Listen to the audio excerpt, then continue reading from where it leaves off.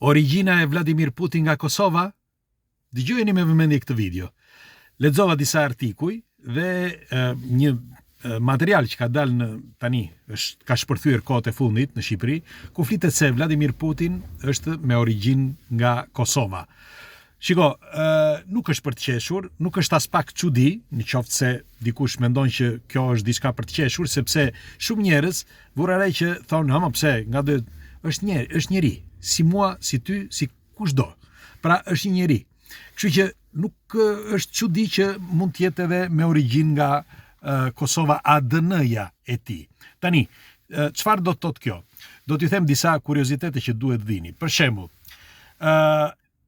që kur filloi karrierën e tij, Vladimir Putin, sepse për ata që nuk janë të informuar, Vladimir Putin ishte i shërbimeve sekrete dhe u vendos nga vetë partia e tërshme. Duhet të dini që nga kohërat e lashta, akoma sot, përdoret një teknik që përdoret në të gjitha vendet, edhe në Shqipëri.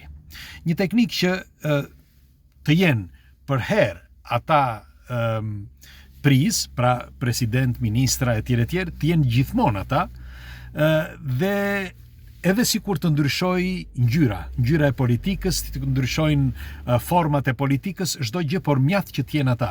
Pra, ata e lën me detyrë në familjet e tyre, në rrjetin e tyre shoqëror dhe politik, që duhet jenë për herë ata, pra duhet jenë vetë ata.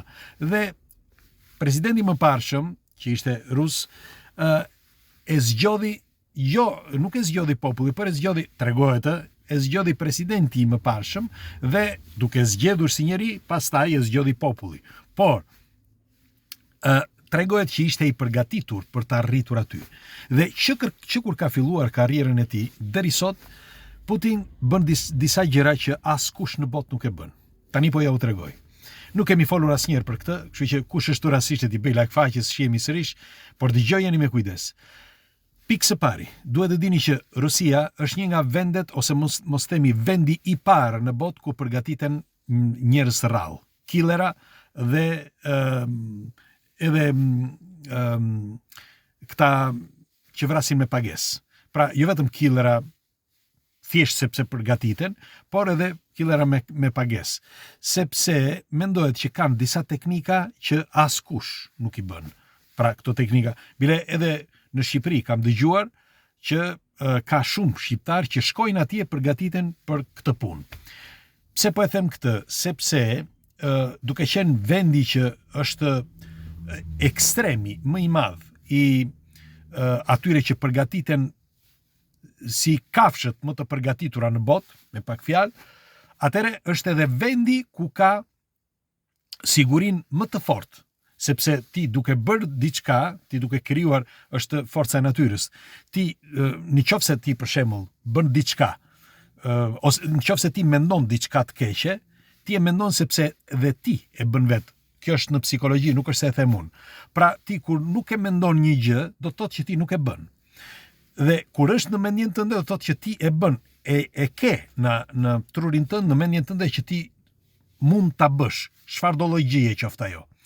Dhe në këtë rast, në qoftë se ti po përgatitesh për përgatit njerëz për të vrarë killera e tjerë, ti nga ana tjetër gjen edhe mënyrën për të qenë sa më i sigurt, pikërisht nga këta që ti ke përgatitur, sepse në qoftë se këta janë më të mirët, ti nga këta do ruhesh, apo jo?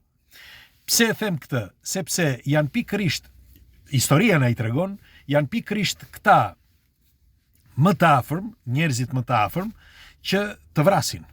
Janë njerëz më të afër që ta punojnë, që të hedhin gjëra, në çfarë pi, në çfarë ha dhe ku do qoftë.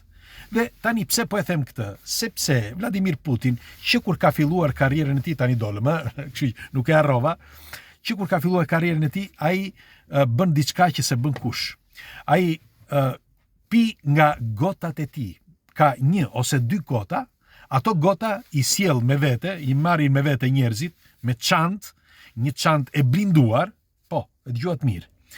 Dhe gotën ai pi me atë gotë, nuk pi asnjëherë në vende të tjera, me ato si thon pozate, me lug pironj, me atë lug, me atë pirua, me atë thik që ata e marrin në çantë. Pra i ka gjërat e tij dhe për të pastruar buzët dhe për çdo gjë i ka aty. Dhe dini çfarë bëhet me to?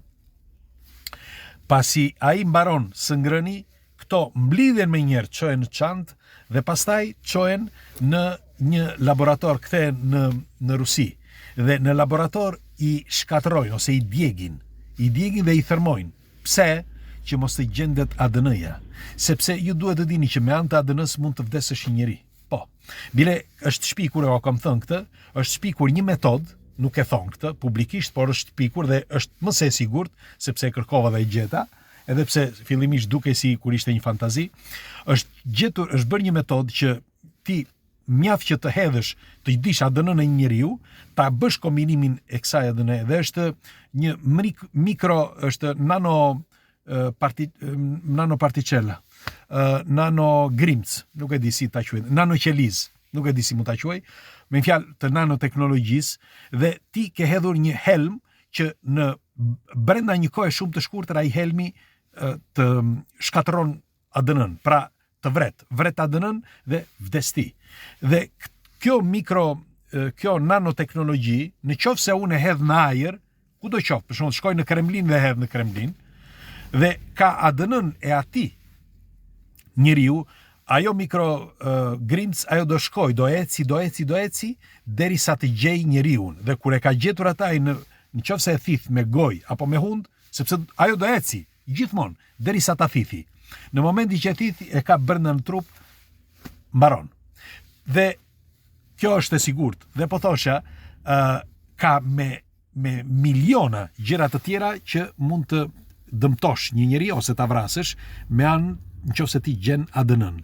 Dhe kështu që Putini nuk lë asnjë gjë që mund të tregoj për ADN-n e tij, sepse nga këto artikuj që lexova atë artikullin gjerman, lexova edhe një artikull që gjoja është rus, që tregon që kanë parë ADN-n e nipit të Putinit, që ka ngjashmëri të madhe me Putinin, etj.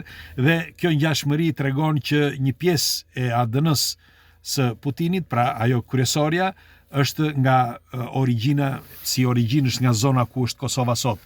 Shiko, e para një që mund edhe të jetë kështu, e para. Por e dyta, më bën të mendoj vetëm këtë, sepse thash janë njerëz si ne. Kështu që nuk ka asgjë të keq nëse dikush është i përket një zone apo një tjetre. Fare. Por unë them që nuk lë asnjë vend ai që ti të mund të gjesh ADN-n e tij. Nuk ka shans, sepse shërbimet sekrete që rrin afër ti pastrojnë çdo gjë që ai prek, dhe ai nuk prek asgjë. Bile nëse prek diçka, pastron, hedh një diçka në duar përpara se ta preki ose përpara se ta takoj njerëzit, dhe pasi ka mbaruar, prap bën të njëjtën gjë. Pra me duart e tij që nuk janë, kanë një lloj lëkure, si mund të quhet, nuk është lëkurë, por është transparente, që mbulon dorën. Dhe është kaq e holl për të mbajtur ato çdo gjë që mund të preki, pa pastërti apo ndoshta edhe ndonjë helm, që nuk mund t'ja marrësh dot ADN-n. Për më tepër, gjatë udhëtimeve të tij, Putin kudo që ka shkuar, tregohet që edhe feqet e tij, pra ku shkon në banjo, nuk lihet, nuk e lën në banjo ato që bën ai jashqitjet. Jo. I marrin, i fusin në një valixhe dhe i çojnë në Rusi. E dëgjuat mirë. Tani, ndoshta mund të jetë dhe thashë them, por unë nuk besoj që është thashë them, sepse, si ju thash, është numri 1 i përgatitjeve të gjërave, si ju thash më përpara, Rusia, dhe numri 1 i shërbimeve sekrete në botë. Dhe nuk besoj që këto janë fantazi. Kështu që nuk ka shans që ti marrësh një copës ati që të kuptosh se çfarë ADN-je ka. Ky është mendimi im. Tani mund edhe të jetë ndryshe, sepse duhet të dini që dikush mund të thotë që po mirë, edhe ai kur bën teste, kur bën për shembull këto si thon, analiza apo etj, janë të gjitha të kontrolluara. Të gjitha të kontrolluara nga stafi i tij më i besuar. duhet të dini që në të gjitha epokat, pranë këtyre njerëzve të famshëm, ka disa që japin jetën, e dëgjuat mirë.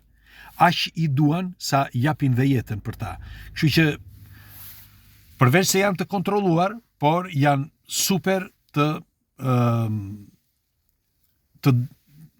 dashuruar, si mund të quhet, pas një personazhi të tillë.